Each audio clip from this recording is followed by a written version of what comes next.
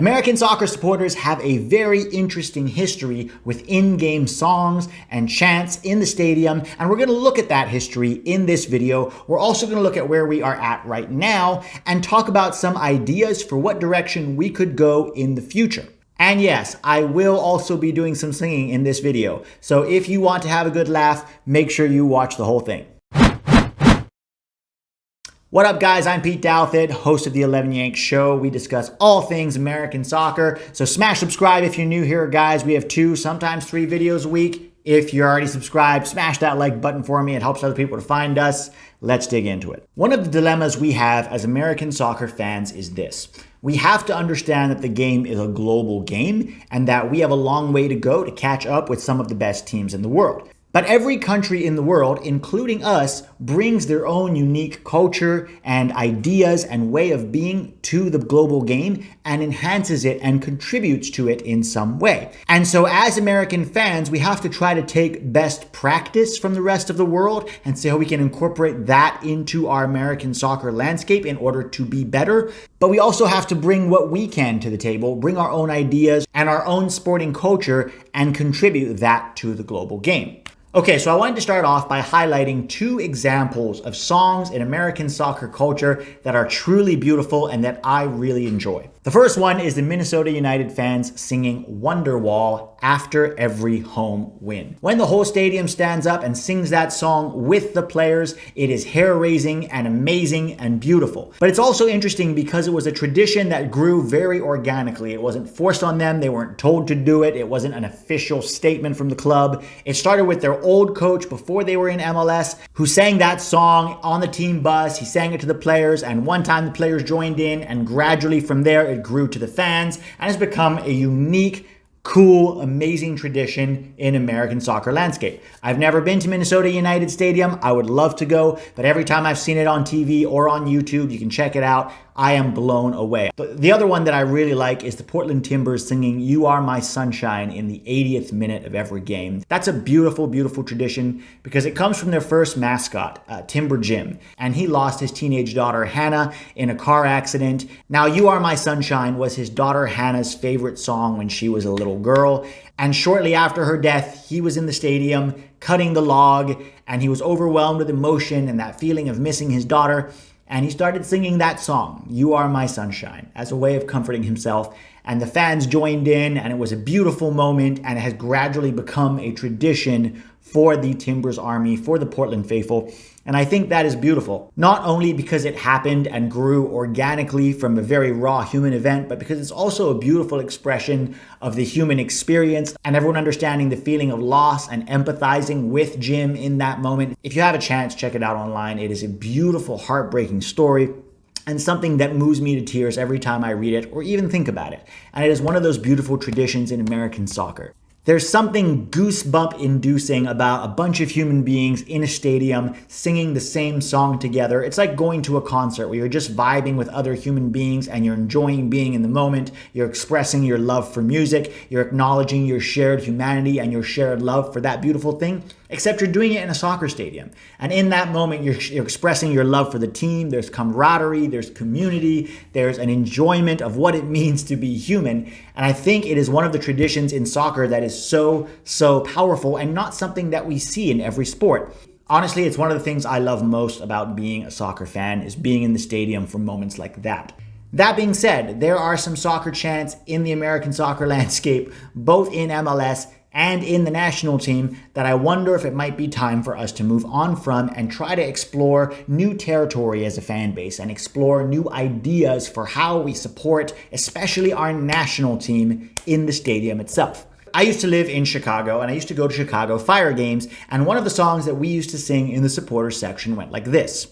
Vamos, la máquina roja.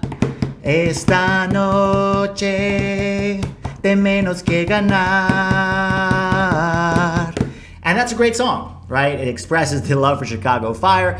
But then I went to other MLS stadiums and the same song was being sung by other fans, and they would just change the La Máquina Roja part to the name of their team. And I thought to myself, How generic can you get when so many teams are using the same song to support their club? Another song that I hear a lot in every MLS stadium and for the national team is the "We love ya, we love ya, we love ya, and where we go we'll follow, we'll follow, we'll follow, 'cause we support the MLS team, MLS team, MLS team. That's the way we like it, we like it, we like it. Whoa, whoa, whoa, whoa," and so on and so forth. Now, both of those are great songs. There's nothing wrong with either of those songs. But the problem is when they're sung in many MLS stadiums and for the national team, they just feel generic. They feel like they're a product of the one entity corporate structure that MLS and in many ways American soccer is. And I wonder if it isn't time for us to diversify between not only club to club, but for the national team, how we support our team and try to bring a little bit of creativity and artistry and new ideas for what we can do to create better, cooler, more unique atmospheres in our stadiums and especially for our national team.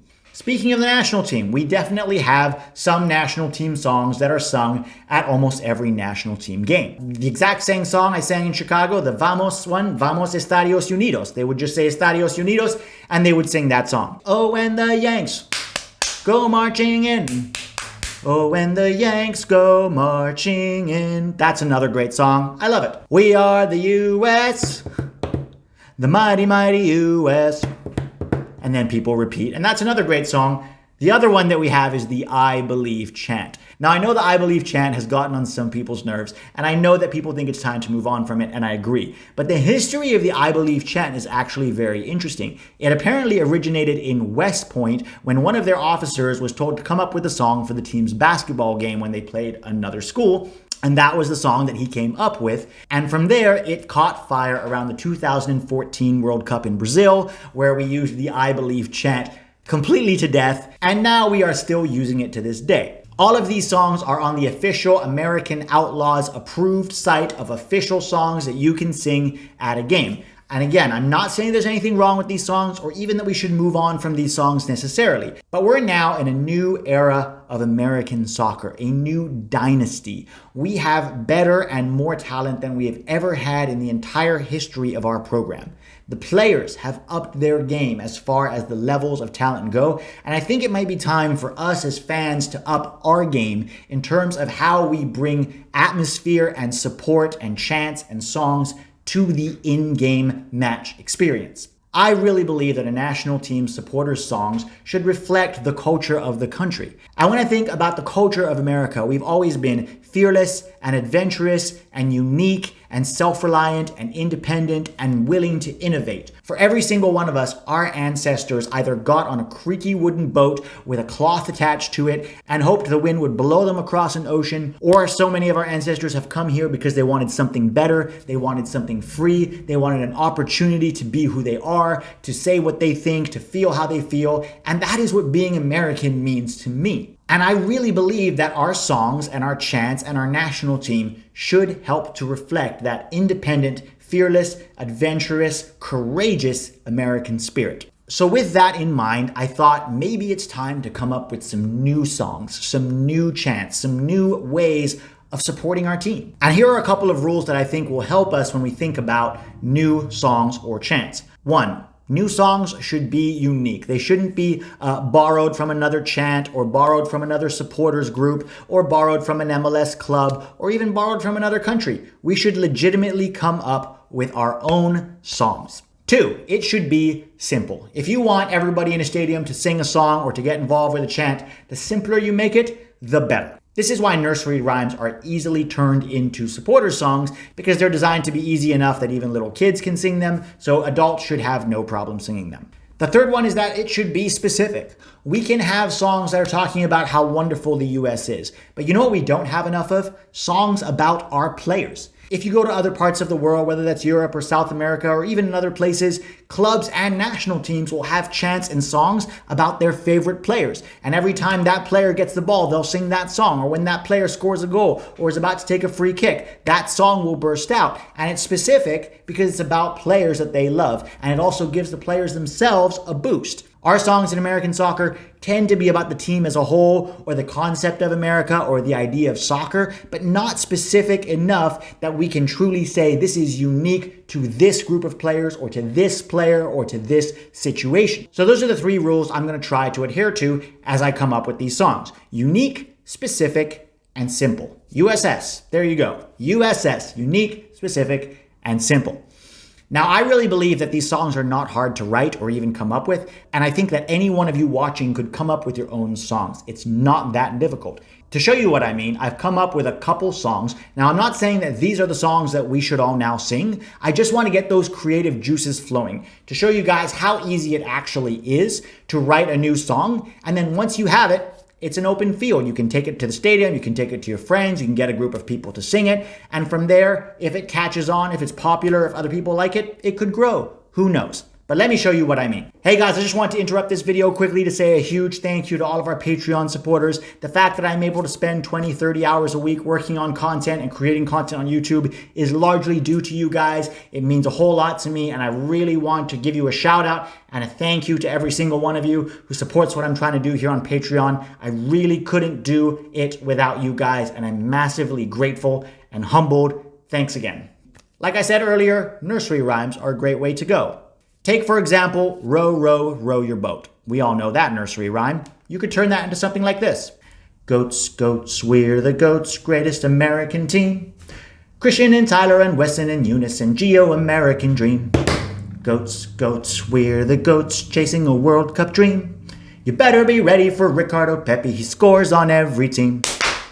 You take that, you repeat it 2 or 3 times, and now you've got a whole new song. It's easy to sing, it's specific to the players that we have, and it talks about our desire to win a World Cup, to be relevant on the global scene again, and to express that desire in the songs that we sing for our team. Another example is that you could take a song like My Bonnie and do something like this with it. Tyler plays over the ocean. Serginho plays over the sea. But when they come back o'er the ocean, they rep the USMNT. Bring back these cracks, American heroes to me, to me. Bring back these cracks, they rep the USMNT. Simple songs like that. Specific to our players, talks about how they play in Europe, but when they come back, they wear the red, white, and blue.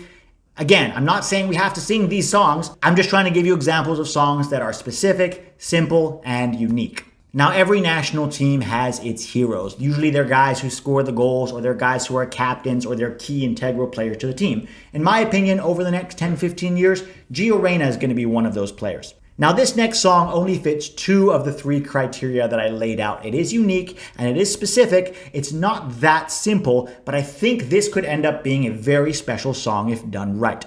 I would love to take the song We Will Rock You by Queen and turn that into a song dedicated to Gio Reyna. Try to imagine at a World Cup, the US is facing England in a second round knockout game or in a quarterfinal, and the stadium's full of American supporters, and all of a sudden they start doing this.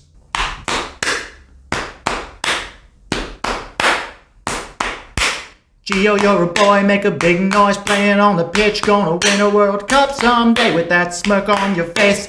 Loads of pace, scoring those goals all over the place. Singing Gio, Gio, Reyna, Reyna.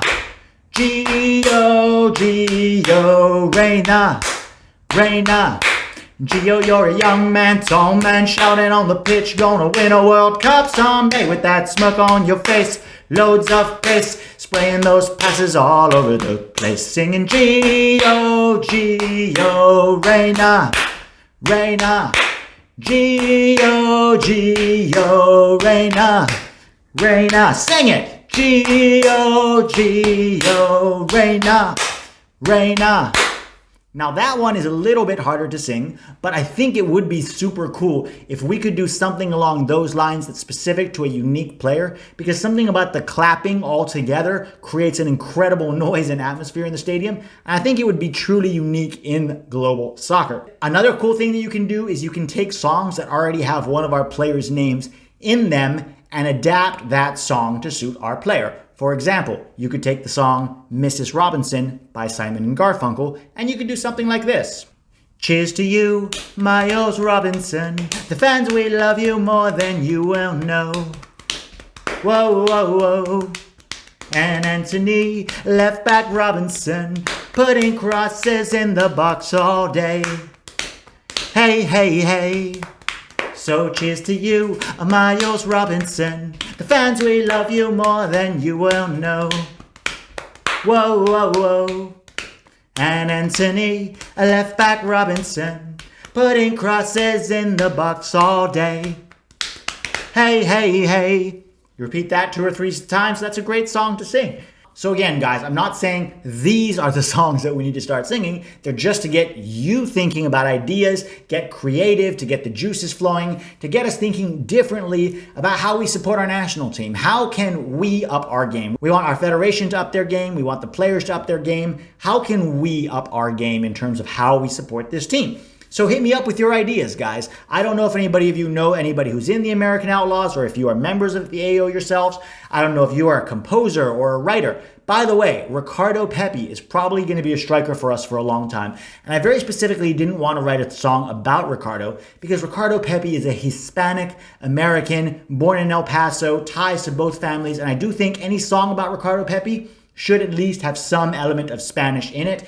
You know, the Hispanic audience is a massive part of the American soccer landscape, maybe a majority in some cases. And I do think that we need to also have songs that reflect that. So if any of you watching are a musician or a writer, or you speak Spanish, or you have an idea for a song, maybe come up with something about Ricardo Pepi that includes both Spanish and English, something that's catchy and cool that even people who don't speak Spanish can sing. I don't know exactly what to do with that, but we have a huge Hispanic culture in the American soccer landscape, and I really think the songs about Ricardo Pepi, or even about our team in general, or about American soccer, should reflect that, especially going forward over the next 5, 10, 15, 20 years. So guys, this is just my idea of things that we can start to think about and start doing. Hit me up on Instagram, on Patreon, on Twitter if you have ideas. If you're an artist, if you're a writer, if you know somebody, if you'd like to get something going, let me know. I am very open to your ideas, to your thoughts. If you think my songs are crap, that's fine. I just want to get us thinking about new ways to do this. Thanks for watching, guys.